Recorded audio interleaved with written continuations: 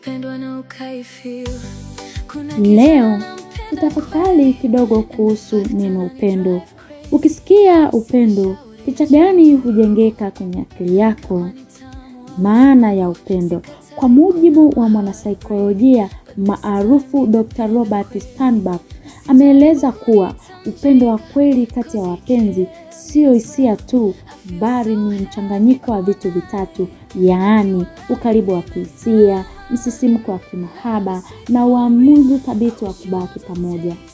Mwanasaikolojia huyu ameeleza sifa za upendo ikiwa ni pamoja na uaminifu.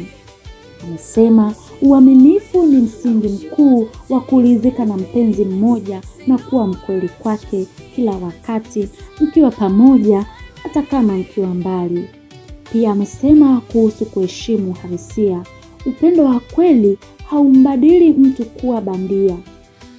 Ni kumkubali mpenzi wako jinsi alivyo, kuhifadhi asili yake, sura yake na utu wake.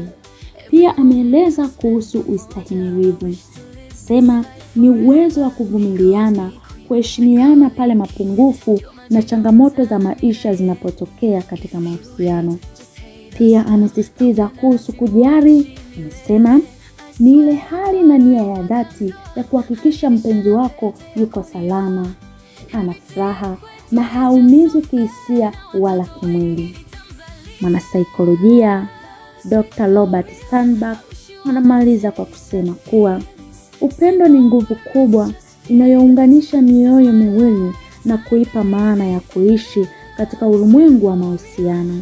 Upendo wa dhati sio maneno tu matamu ya mdomoni, bali ni kitendo cha makusudi ya kujitoa, kuheshimiana na kuwa kimbilio la amani kwa yule aliyekuchagua.